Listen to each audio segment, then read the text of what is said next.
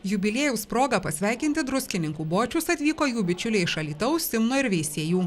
Renginyje dalyvavo ir Seimo narys Justinas Karosas, mero pavaduotoja Kristina Miškinienė bei savivaldybės administracijos atstovai. 2001 metais Druskininkuose įkurta bočių bendrija prasmingai veiklai subūrė garbaus amžiaus sulaukusius miesto ir apylinkių gyventojus. Šeštadienį prisiminti visi pirmieji bočių įkūrėjai – mokytoja Veronika Gerasimavičienė, Lina Dabrukienė, Gražina Sinkevičiūtė. Prisimintas ir pirmaisiais metais susibūręs Kraitės klubas, kuriam vadovavo Ramona Jonušienė. Ilgainiui Kraitė tapo etnoklubu, kurio pagrindinis tikslas – perduoti tėvų, prosenelių kultūrą ir papročius. Nuo 2005 metų druskininkų bočiams pradėjo vadovauti Zita Jančiauskienė. Tuomet dar labiau išsiplėtė bendrijos veikla, žmonės ėmė burtis į klubus pagal pomėgius. Liaudies dainų atlikėja Birutė Zalanskaitė įkvėpė gyvybę Žodžio meno klubui, kurio veikla dabar jau vadovaujant žurnalistai ir diktoriai Audroniai Padegimaitei džiugina druskininkiečius ir kurorto svečius. Žodžio meno klubo renginiai visada kupini dvasios pakilimo. Bočių nariai aktyvūs ir sveikos gyvensenos klube. Senjorai ir mankštinasi ir šoka linijinius šokius ir įvairius renginius organizuoja ne tik savo, bet ir miesto bendruomeniai. Na, o bendrijos pirmininkė Zita Jančiauskienė patikino, be bočių savo gyvenimo neįsivaizduojanti. Labai džiaugiamės, kad mus pripažįsta druskininkiečiai, kad mus pripažįsta miesto valdžia, kad mus finansuoja už projektus, kad mes galim įsilaikyti. O kaip pripažinimą, tai aš galiu pasakyti tokius pavyzdžius. Pereitais metais, pavyzdžiui, Europos dieną šventėm. Mes pasitikom su tautinėm juostom, praleidom visus. Toliau Ratnyčioj bažnyčios 100 metų jubiliejus. Mes 3 koncertus davėm ir, žodžiu, kokie renginiai bebūtų. Atvažiavo Lenkų 100 žurnalistų ir ten mes juos vandens parke pasitikom. Žodžiu, visi juokėsi iš mūsų, kad bočių visur pilna. Ir aš tuo labai džiaugiuosi. Aš labai džiaugiuosi visais. Ir visi mums reikalingi. Ir džiaugiamės labai tai žmonėm, kurie atsikelia gyventi į druskininkus ir tuoj skambina varpais ir ieško, kur tie bočiai.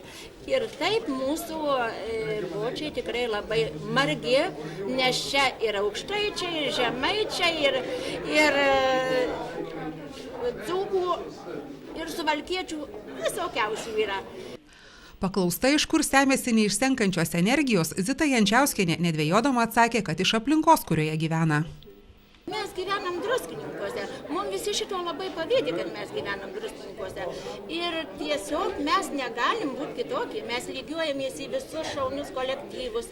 Labai daug gaunam su visom visuomeninėm organizacijom, ypač su mokyklom.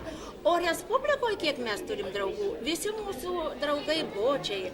Latvijoje nekartą koncertavę, Lenkijoje.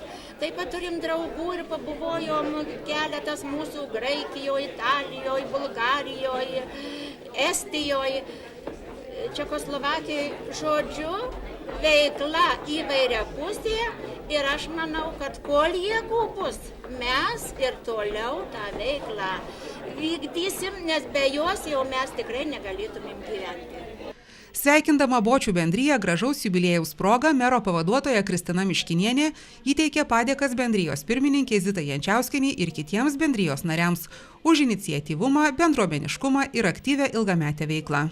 Mero pavaduotojo žodžiais per 10-metį bočiai nuveikė neįtikimai daug darbų. Turbūt gražiausias pavyzdys, kaip ir senjorų organizacija. Vieni gali dejoti, gali verkšlenti, o kiti, gyvendami turbūt panašiai, dar burtis, būti kartu, džiaugtis, padėti vieni kitiems ir patirti gyvenimo džiaugsmą. Gyvenimo džiaugsmą, dalinant tą džiaugsmą ir kitiems.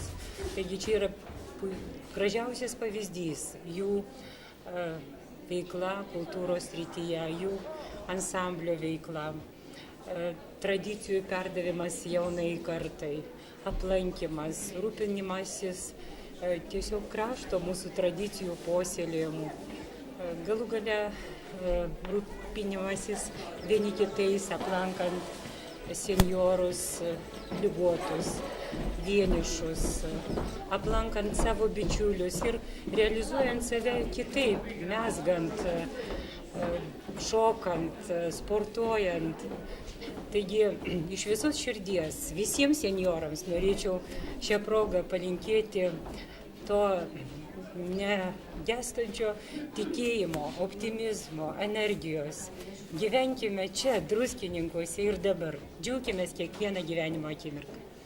10-metį paminėjo druskininkų bočiai, nes stokoja idėjų ir įvairių planų.